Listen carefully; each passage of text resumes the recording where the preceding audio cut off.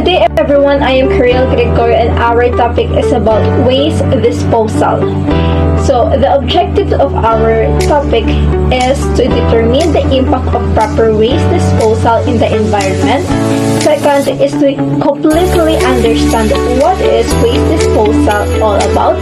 And lastly, to utilize proper treatment of usage of waste. So what is waste disposal? Waste management or waste disposal is the collection, transportation, treatment, and disposal of waste as well as the monitoring and regulation of the waste management process and waste-related legislation, technology, and economic system. Waste can be solid, liquid, or gas with separate disposal and management strategies for each. Industrial, biological, residential, municipal, organic, biomedic, and radioactive waste are all dealt with via waste management. Waste can some situation be harmful to human health. Garbage human aims to lessen the harmful impacts of waste on the environment to human health. Municipal solid waste, which is generated by industrial, commercial, and home activity, accounts for a large portion of waste management.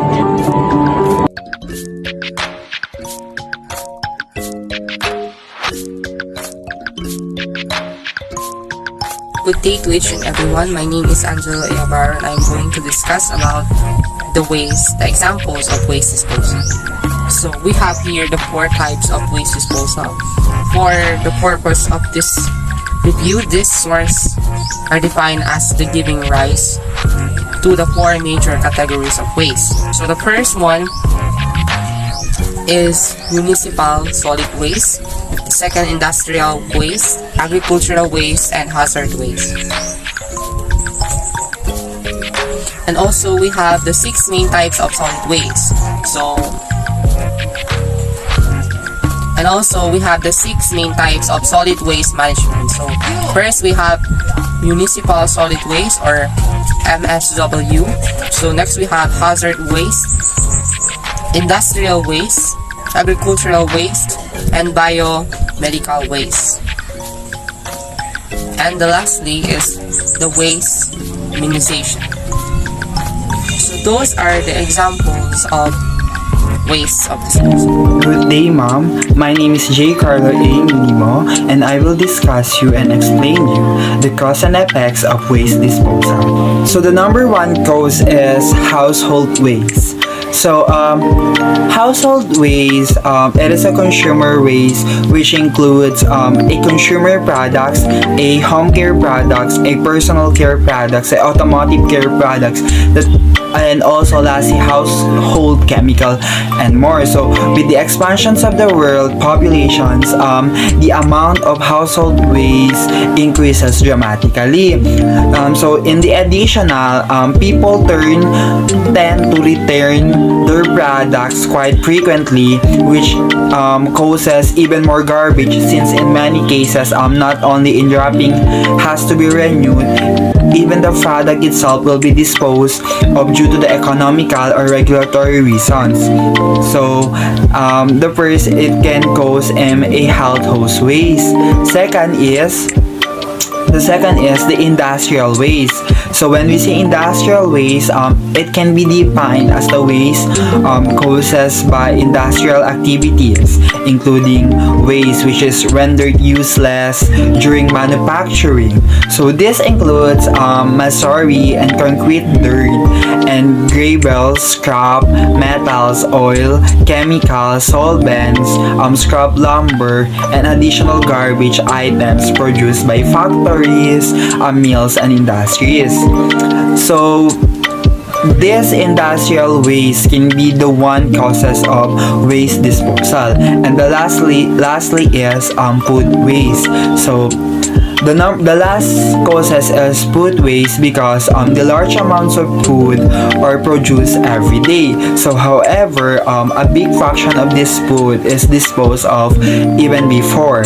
So it reaches our grocery stores. So this may be due to the minor issues for the cause of waste disposal. So for example, if a cucumber has too much curvature, it is regarded as not suitable for our grocery stores, and therefore it is treated as garbage.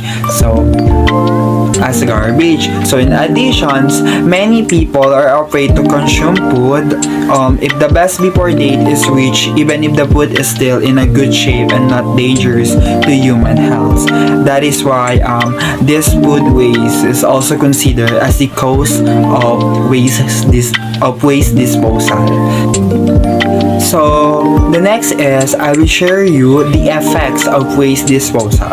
It can be number 1, the environmental impact. Number 2, the economic impact. Number 3 is the burning of fossil fuels.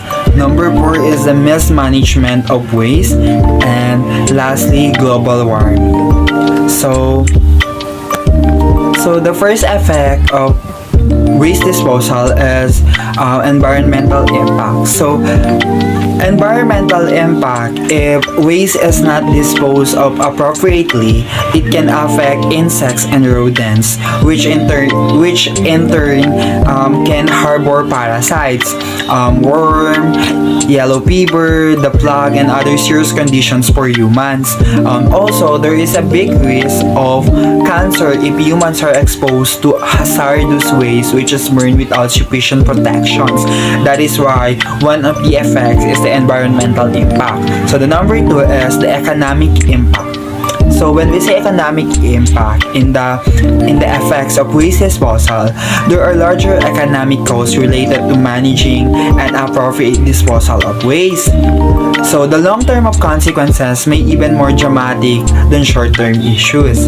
So for example, the inappropriate disposal of nuclear waste may cause huge environmental problems in the future, since the short-term solutions for this issue do not take into account the long-term consequences appropriately. That is why one of the reason or one of the effect is the economic impact. So the third one is the burning of fossil fuels can also be the one effects of waste disposal. Why? Because in order to be able to get rid of the huge amounts of waste which are produced every day, significantly amount of fossil fuels have to be burned in this process.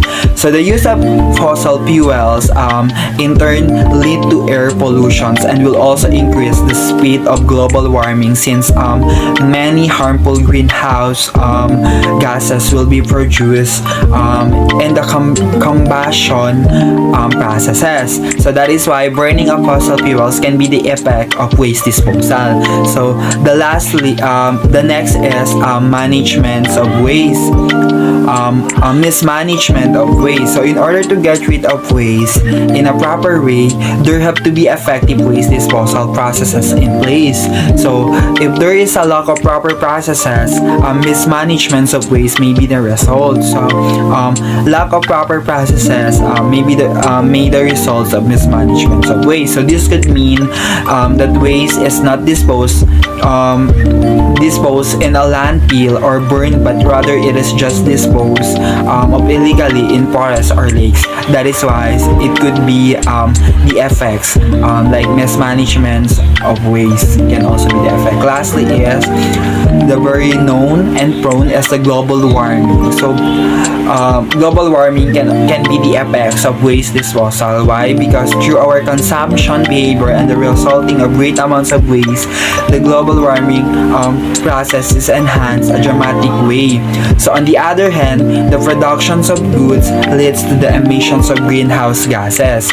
So thus, through the excessive consumption level, we indirectly contribute to an increased speed of global warming and its resulting consequences.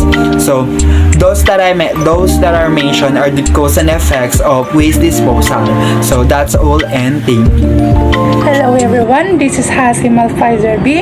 from BPED 1F. And for today's video, I will be discussing the proper and improper impact of waste disposal. So let's begin. In a waste disposal, there are proper impact of it. So proper waste removal improve discussion and water quality while decreasing nursery gas outflows. It makes a difference in terms of limiting resource extraction while also reducing contamination and energy utilization associated with the production of modern materials. Also, proper waste disposal and management can be done by applying the 3D: reduce, reuse, and recycle. Reduce means lessening the amount of trash or garbage produced. Reusing refers to using material more than once, while recycling means creating new materials or product out of trash or garbage. So let's move on to improper impact of waste disposal. So contamination of soil, water, and air can all be caused by improper waste transfer and occur when either of them becomes contaminated with hazardous materials. Not only does this contribute to the formation of nursery gas impact, but it also causes significant harm to marine and natural life. Also, an efficient municipal solid waste management system can have serious environmental consequences such as irresistible infections, arrive and water contamination, deplete barrier, and biodiversity loss.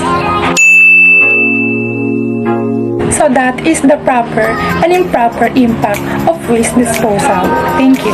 Good day everyone, I am Laika May Jimenez. So for today, I will be the one who will discuss about how to overcome waste disposal to save environment. So as a student, we can make a huge, real and positive impact to the earth. So here's the ways or tips on how to overcome waste disposal to save environment. So number one is say no to plastic bags. As you can see, we are the third biggest polluter of plastics every day. Filipinos uses 93 million plastic bags every day. So if you have reusable bag, why not bring it to you every day when you go to shop? Number 2 is refill your water tumbler. Do not use plastic bottles for they end up in landfills, waterways, and oceans. Aside from having plastic toxins that cause kidney and liver damage, even cancer, this bottle produce microplastics that can harm marine life. Number 3 is avoid non-recycles. Non-recycles such as plastic straws can take hundreds or even thousands of years to break down.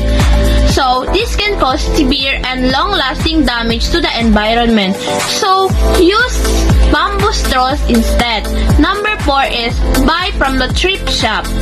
All of the textiles in the landfill, 85% are from the fashion industry.